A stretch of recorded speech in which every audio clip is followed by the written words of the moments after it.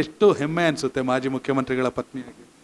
ನನಗೆ ನಿಜವಾಗ್ಲೂ ಸಂತೋಷ ಆಗಿದೆ. ಕೆಲವರಿಗೆ ಇನ್ನೂ ಬೇಕು ಬೇಕು ಬೇಕು ವಯಸ್ಸಾದರೂ ಬೇಕು ಮಾಡಬೇಕು ಅಂತ. ಇದು ಇವರದ್ದು ಆಲೋಚನೆಗಳು, ಅಭಿಪ್ರಾಯಗಳು ಒಳ್ಳೆಯದಿದೆ.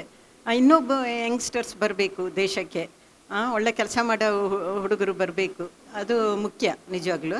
ಇವರ ಮಾರ್ಗದರ್ಶನ ಇನ್ನೂ ಕೆಲವು ಹುಡುಗರು ಯುವಕರು ಬೆಳೆದು ಬರ್ತಾರೆ, ಯುವತಿಯರು ಬೆಳೆದು ಬರ್ತಾರೆ.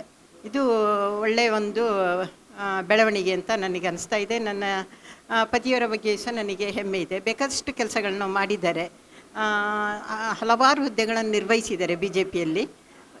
ಈಗ ಅವರಿಗೆ ಇನ್ನೂ ಏನಾದರೂ ಅವಕಾಶಗಳು ಕೆಲಸ ಮಾಡಬೇಕು ಅಂತ ಹೇಳಿದರೆ ಇನ್ನೂ ಅವಕಾಶಗಳು ಇದೆ ಪಾರ್ಟಿ ಕೆಲಸ ಮಾಡಲಿಕ್ಕೆ. ಪಾರ್ಟಿನ ಬೆಳೆಸಬೇಕು. ನರೇಂದ್ರ ಮೋದಿಯವ್ರನ್ನ ದೇಶದ ಒಂದು ಅಭಿವೃದ್ಧಿಗಾಗಿ, ದೇಶದ ಭದ್ರತೆಗಾಗಿ ಮೋದಿಯವರು ಏನು ಕೆಲಸ ಮಾಡ್ತಿದ್ದಾರೆ ಅದರ ಬಗ್ಗೆ ನಮಗೆಲ್ಲ ಹೆಮ್ಮೆ ಇದೆ.